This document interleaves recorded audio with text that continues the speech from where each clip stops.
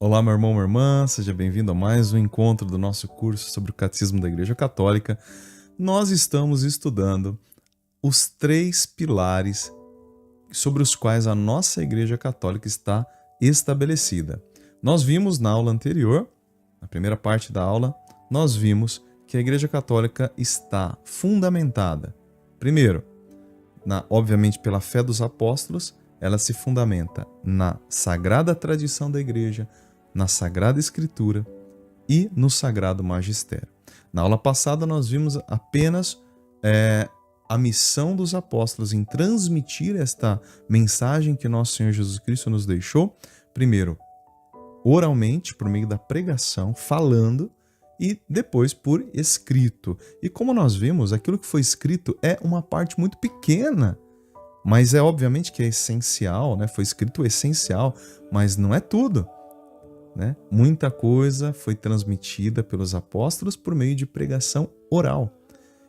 E essa coisa, tudo isso que foi transmitido, esse patrimônio da fé que nos foi transmitido oralmente, nós chamamos de sagrada tradição da igreja, que tem 2000 anos, meu irmão. 2000 anos. Então, muita coisa você não vai achar na Bíblia mesmo.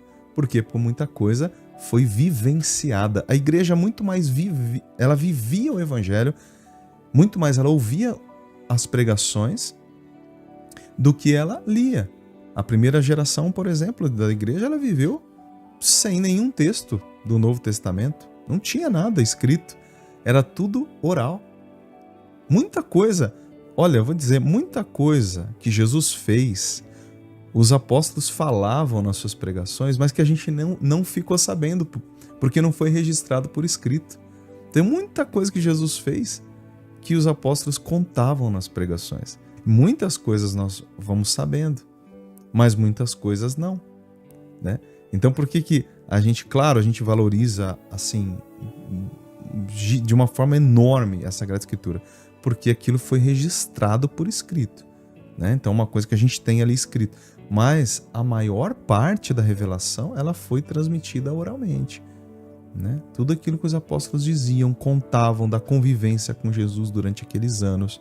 Tem muita coisa que ficou ali, ó, só no coração daqueles que ouviram, e outras coisas a gente ficou sabendo porque foi transmitido, mas que não entrou na Bíblia, mas que a gente sabe que é verdade, que aconteceu também.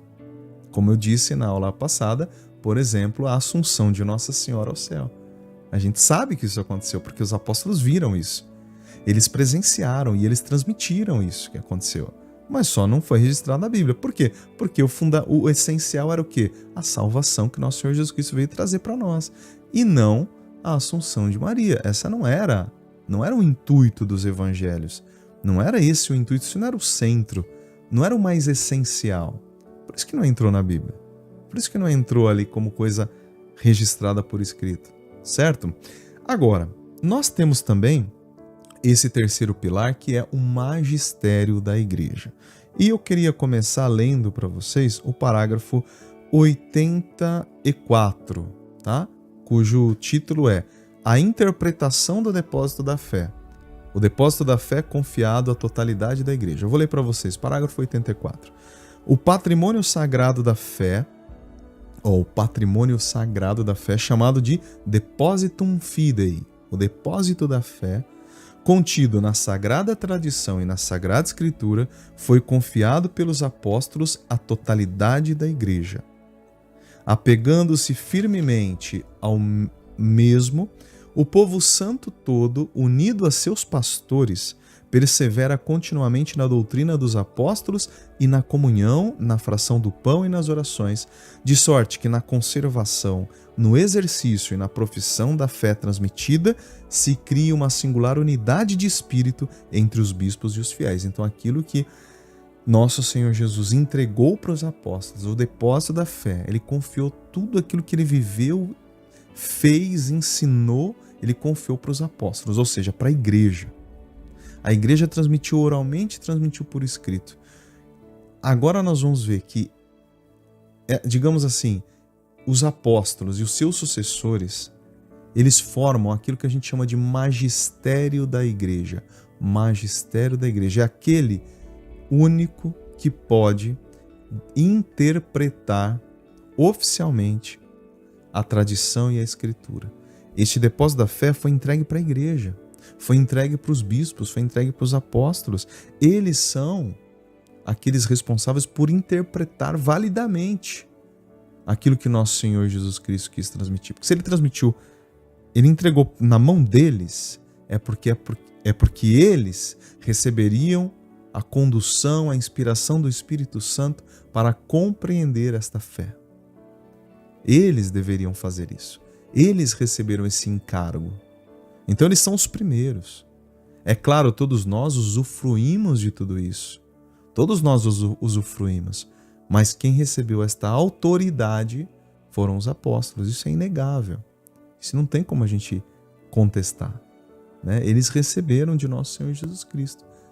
Então tudo que a gente recebe da igreja é aquela doutrina sagrada. Veja lá nos Atos dos Apóstolos. A primeira comunidade era fiel ao ensinamento dos apóstolos, à doutrina dos apóstolos. Porque o próprio Jesus falou para os apóstolos: por enquanto vocês não conseguem entender tudo o que eu tenho a dizer. Mas o Espírito Santo, quando ele vier, ele vai explicando para você, ele vai esclarecendo para vocês aquilo que eu disse. Então a igreja ao longo dos tempos foi interpretando aquilo que nosso Senhor falou. Toda a extensão das palavras de nosso Senhor. Tudo aquilo que poderia ser afetado pelas palavras dele. A igreja recebeu o encargo de interpretar. Este foi, na verdade, o grande problema que aconteceu depois, não dos apóstolos interpretarem. Nós tivemos a questão lá em 1500 e pouquinho, com Martinho Lutero, que foi pregar o seguinte, que qualquer um pode interpretar a Sagrada Escritura do jeito que quiser. O livre exame da Bíblia. Os livre exame. Então, ou seja, qualquer um que pegar lá a Bíblia, o que ele entender é válido. Tudo que ele entender lá está valendo. Entendeu? Porque o Espírito Santo está inspirando a pessoa, então ela vai... O que ela entender lá, tá certo. E ali, nesse pensamento luterano, esse pensamento de Martinho Lutero, né, nós vamos já ver um grande erro. É a partir daí que a gente começa a ver a proliferação de diversas pequeninas igrejinhas e seitas, e cada um fundando a sua própria igreja, porque cada um interpreta de um jeito. Ah, eu entendo desse jeito o texto.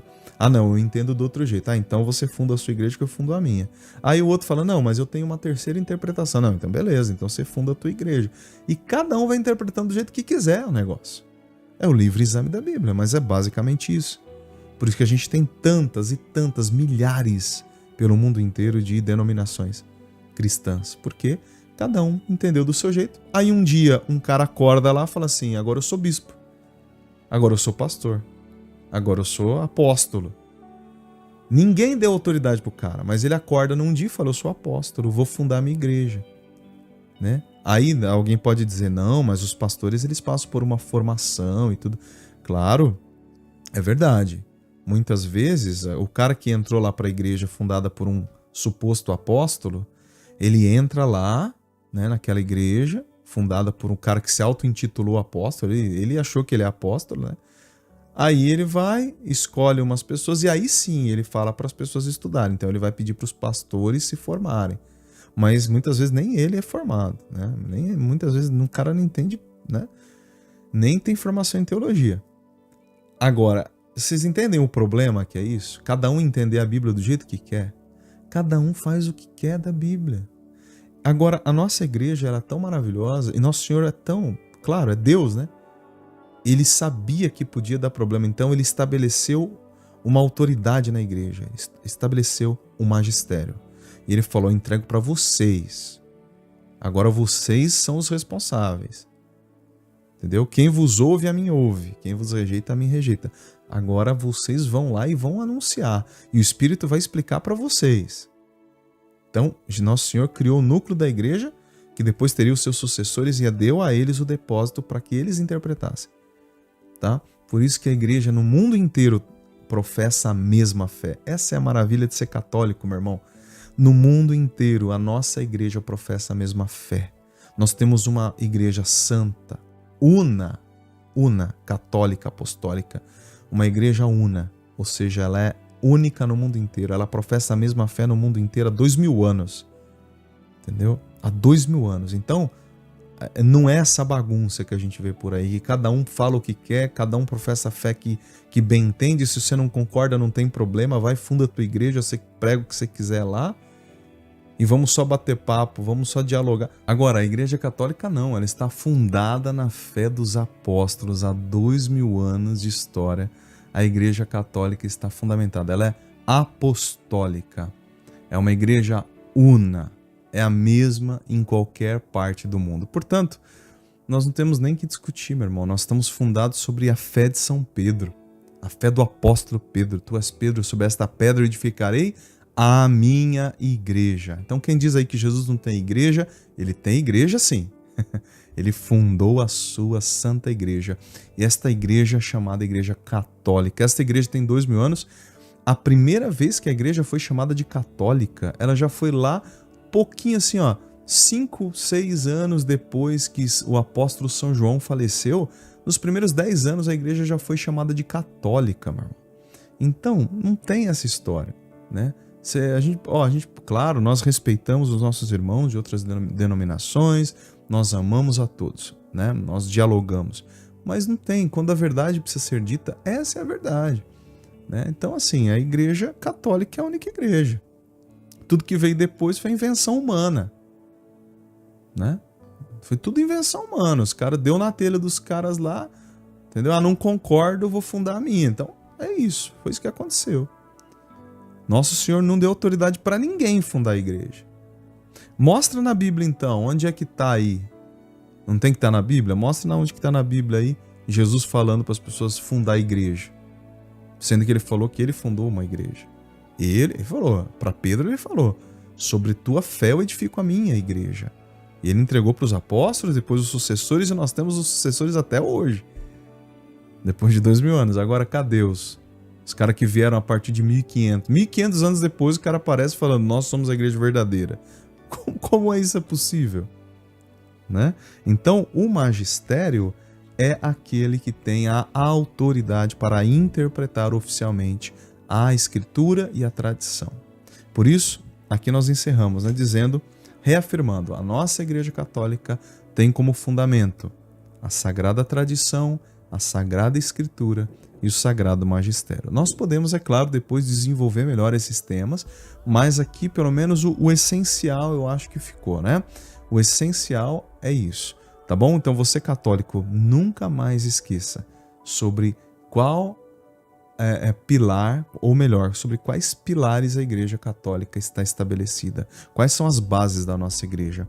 A palavra de Deus transmitida oralmente, Sagrada Tradição, e por escrito, Sagrada Escritura. E quem tem a autoridade recebida do próprio Cristo para interpretar e ensinar, né, para, digamos assim, bater o martelo e dizer é isto, é o magistério. É o Sagrado Magistério que somente a Igreja Católica tem. E é óbvio que somente ela vai ter, não é? Enfim, meu irmão, é isso. Se você não é inscrito no nosso canal, se inscreva aqui, deixa o seu comentário também, dê uma curtida para a gente espalhar esse vídeo para mais e mais pessoas, tá certo? Que o Senhor nos abençoe em nome do Pai, do Filho e do Espírito Santo. Amém. Fique com Deus até o nosso próximo vídeo.